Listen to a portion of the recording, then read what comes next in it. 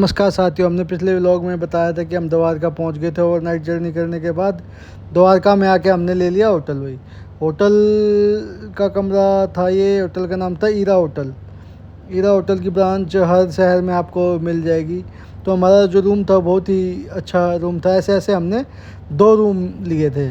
तो मैं आपको एक रूम का वो दिखा रहा हूँ, इंटीरियर वगैरह क्या क्या सुविधाएं उसके अंदर थी। एक किंग साइज़ का बेड था, टीवी था, लॉकर था, अलमारी थी। मतलब पूरा बढ़िया तरह से मेंटेन किया हुआ था। जैसे लग नहीं रहा था कि होटल का रूम है, लेकिन बहुत अच्छा रूम था। फिर ये वॉश मशीन था, देखो इसमें सारी चीज़ें थी। नहाने के लिए शावर वगैरह, कंडीशनर, शैम्पू, फेस वॉश और बाल सुखाने के लिए हेयर ड्रायर। मतलब पूरी तरह बहुत ही अच्छा रूम था। रेट भी इसके ज़्यादा नहीं थे, करीबन 6,000 रुपये के आसपास ये रूम हमें मिल गया था। 6,000 रुपये में जो था इनका ब्रेकफास्ट इंक्लूड था, डिनर का था नहीं। ये देखो पर्दा हटाने के बाद यहाँ से बाहर का व्यू बिल्कुल साफ दिखता है। जाली लगाई हुई थी क्योंकि समुंदर किनारे हैं तो कीड़ी पतंगे आदि मतलब मच्छर मक्खी हो जाते हैं, उनसे बचने के लिए बाहर जाली लगाई हुई थी। फ़ोन वगैरह, इंटीरियर लाइट बहुत ही अच्छा था इसका रूम।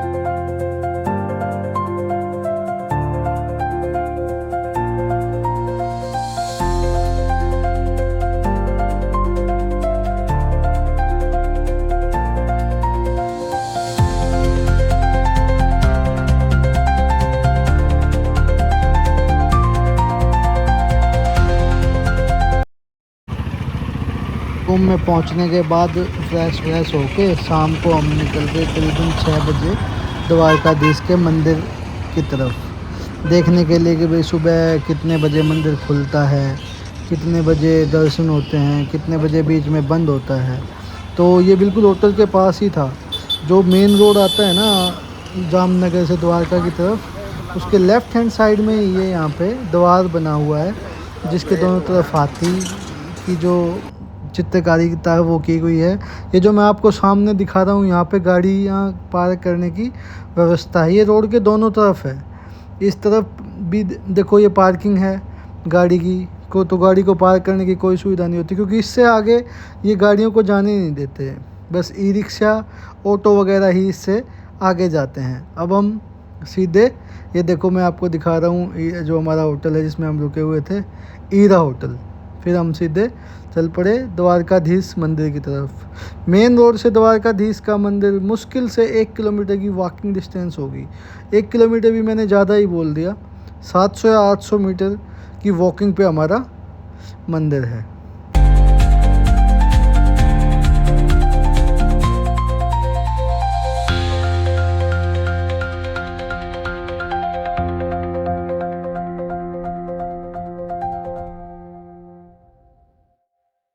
हम चारों दोस्त पैदल ही जा रहे थे, 2 हमारे आगे और ये मेरे साथ में सूरजपाल जी चल रहे हैं। अभी मैं आपको दिखाऊंगा दोनों, जो वो आगे एक ब्लैक और रेड टी शर्ट में है वो।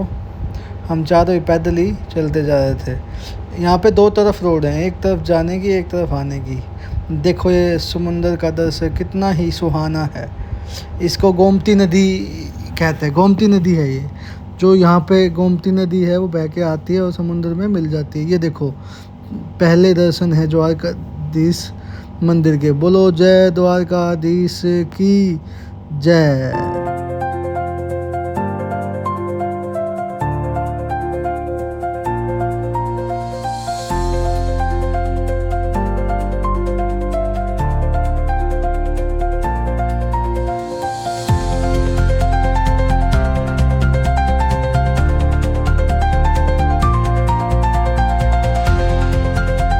ये जो आप सामने बोर्ड देख रहे हो, इस पे मंदिर की टाइमिंग लिखी हुई है, कब मंदिर खुलता है, कब बंद होता है। इस पे 2 रास्ते हैं मंदिर में जाने के। एक तो है 56 सीढ़ियाँ, जो 56 सीढ़ियाँ हैं गोमती घाट से होके जाती हैं। जो ये सामने आप देख रहे हो ये रास्ता गोमती घाट वाला है। और जो इधर ऊंचाई वाला देख रहे हो, इधर जिधर मंदिर की ध्वजा है, उधर गुफा वाला रास्ता है। जो ये सामने आप अब देख रहे हो ये गोमती घाट है। यहाँ पे शाम को आरती होती है गोमती नदी पे।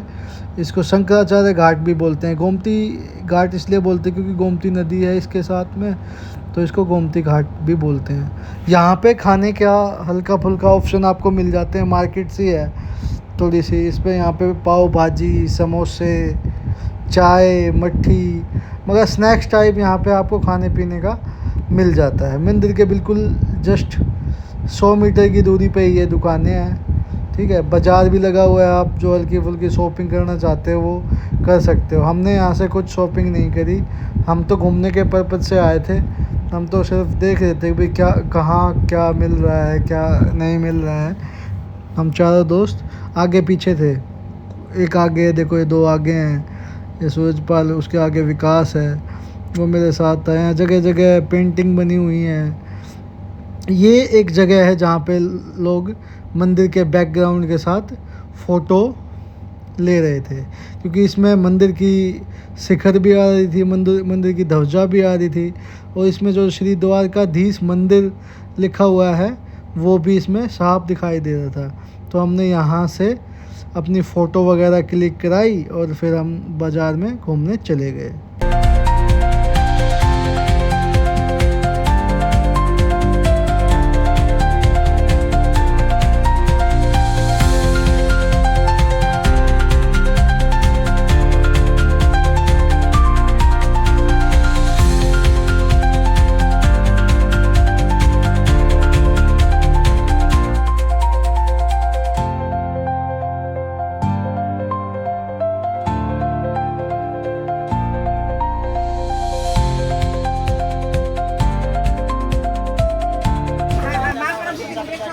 बाज़ार में घूमने के बाद हम चल पड़े थे गोमती घाट की तरफ, कि गोमती घाट देखने के लिए। यहाँ मैं आपको वो रास्ता भी दिखाऊंगा जहाँ सुबह से होके हमें द्वारकाधीश मंदिर में द्वारकाधीश के दर्शन करने। देखो सामने 56 स्टेप इस साइड, गोमती घाट इस साइड। ये नीचे कृष्ण मंदिर है, इसमें श्री दुर्सा कुंड भी है।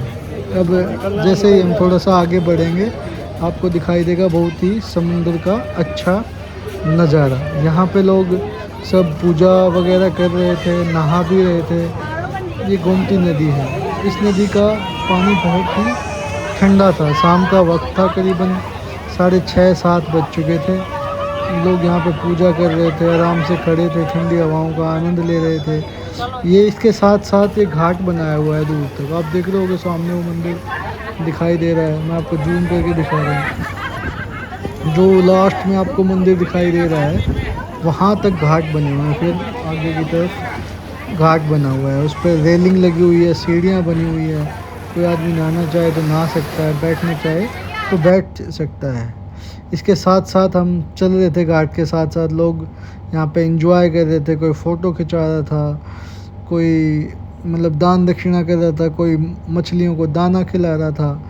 और इस घाट के साथ साथ मंदिर भी बने हुए थे, जैसे कोई शिवलिंग है वगैरह है, कोई छोटा मंदिर है, वो इस घाट के साथ में बने हुए थे। लेकिन हमने जितना भी घाट देखा वहाँ लोग अधिकतर फ़ोटो ही खिंचवा रहे थे। कोई शंख वगैरह खरीद रहा था, कोई मोती खरीद रहा था, कोई सीप खरीद रहा था। यहाँ पे ऐसे बहुत से लोग बैठे हुए थे जो शंख बेच रहे थे, मोती बेच रहे थे, माला बेच रहे थे।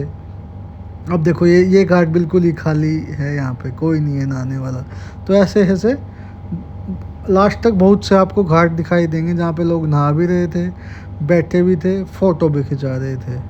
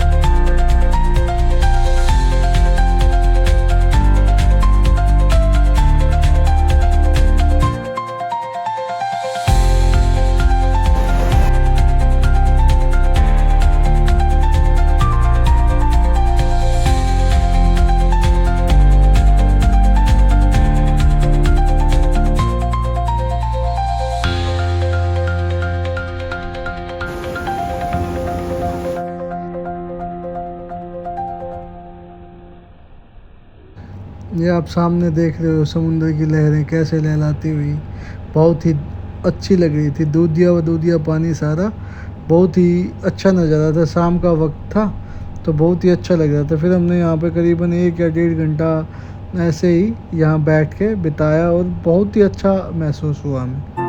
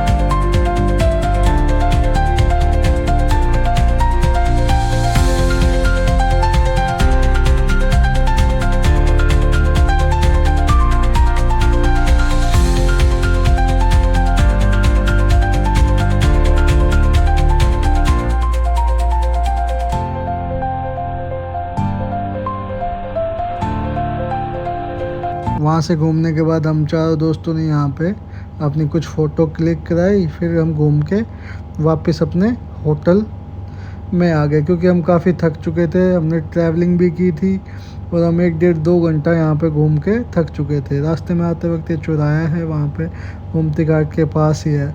फिर आ गए थे हम अपने होटल पे आके हमने आराम से लिया डिनर और फिर हम सो गए थे। रात को सोने के बाद फिर हम उठे सुबह जल्दी मॉर्निंग में 6 बजे, क्योंकि हमें जल्दी दर्शन करके फिर भेंट द्वारका जाना था और गोपी तालाब जाना था। तो सुबह उठ के हम मंदिर की जो टाइमिंग थी हमने शाम को देख ही ली थी।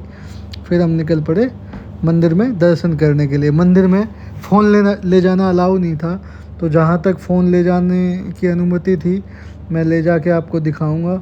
उसके आगे फिर फ़ोन जमा हो गया था हमारा।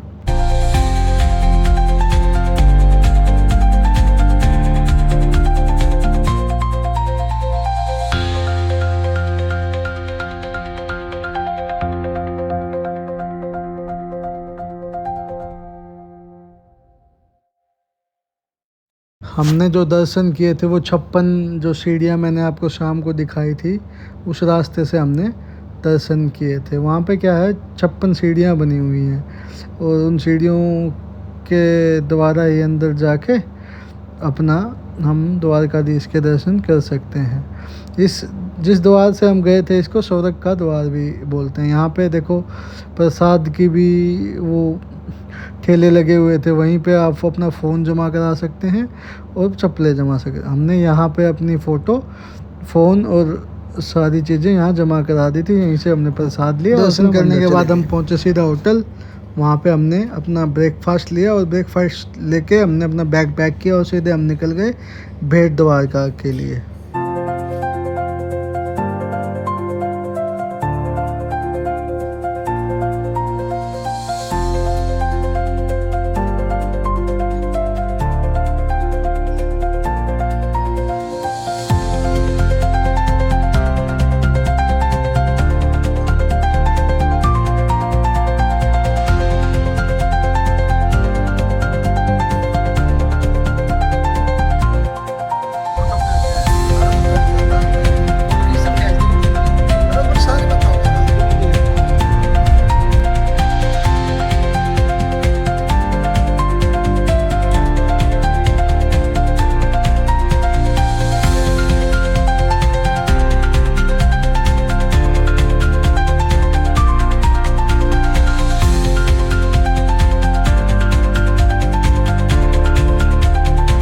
भेंट द्वारका जाते वक्त हमें बहुत सारी ये नौकाएं मिली जो पहले भेंट द्वारका जाने के लिए यूज की जाती थी, लेकिन अब सरकार ने क्या कर दिया है वहाँ पे सुदर्शन सेतु करके पुल बना दिया है। उसको हम सुदामा पुल भी कहते हैं। तो इनका यूज कम हो गया है। अब लोग पुल से सीधा गाड़ियों के द्वारा ही भेंट द्वारका तक पहुँच जाते हैं, तो इनका ज़्यादा यूज़ नहीं हो पाता।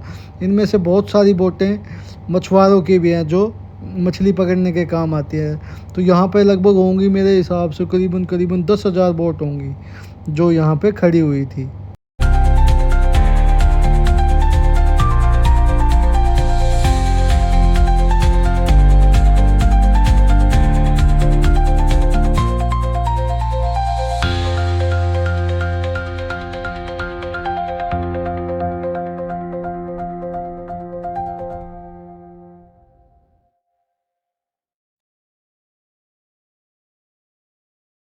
जैसे ये बोट वाला एरिया ख़त्म हुआ तो हमें ऐसे ही एक गोल चक्कर दिखाई दिया, वहाँ पे मोर पंख बने हुए थे। तो ये साइन था कि हम अपनी मंजिल के बिल्कुल करीब पहुँच चुके हैं। जिस पुल का मैंने जिक्र किया था वो ये पुल है, इसको हम सुदर्शन सेतु भी बोलते हैं और सुदामा सेतु पुल करके भी बोलते हैं। ये हैंगिंग ब्रिज है, जैसा कि दिल्ली में बनाया हुआ है, जैसा कि मुंबई में बनाया हुआ है, यहाँ भी बनाया हुआ है। इसके पुल के बीच में आपको एक मोर पंख दिखाई देगा, दोनों ओर इसके समुंदर है। अभी मैंने आपको पहले बताया था कि भाई जैसे कि बोट आती थी, लेकिन अब समुंदर के रास्ते ना आके पुल बना दिया गया है, जिससे कि हम आराम से गाड़ी से आ सकते हैं। यहाँ तक गाड़ी अलाउ थी, मैं आपको दिखा रहा हूँ। यहाँ गाड़ी खड़ी करके हमने पार्किंग में और फिर हमने आगे का सफ़र ऑटो में तय किया। यहाँ दोनों ओर गाड़ियों की पार्किंग है। देखो वो पुल है, मैं आपको दिखा रहा हूँ, ये पार्किंग है गाड़ी की, और दूसरी तरफ भी गाड़ी की पार्किंग लगी हुई है। तो हमने अपनी गाड़ी यहाँ पार्क की और फिर हम ऑटो से यहाँ बेट द्वारका के लिए चल दिए। बेट द्वारका का यहाँ से किराया 20 रुपये, लेकिन आप पैदल जाएंगे तो मुश्किल से 500 मीटर है, लेकिन हमें पता नहीं था तो हमने जाते वक्त तो ऑटो लिया और आते वक्त हम पैदल ही बेट द्वारका से आए।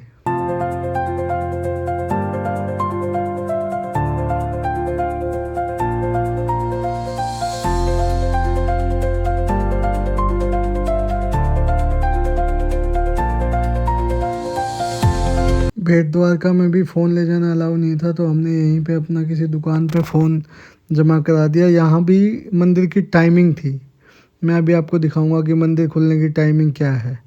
देखो ये सामने जो मंदिर की खुलने की दर्शन का समय दिया हुआ है, सुबह 7:30 से 12:30 बजे, शाम को 4:30 से 8 बजे तक। दोपहर को मंदिर में दर्शन बंद रहते हैं, तो कोई भी आए तो अपने टाइम के अकॉर्डिंग अपना दिन सेट कर ले। फिर हमने अपने यहाँ फ़ोन जमा करा दिया, हम चले गए अंदर, वहाँ से आ गए दर्शन करके। फिर हम वापस सुदर्शन पुल से होते हुए फिर हम निकल गए गोपी तालाब की तरफ।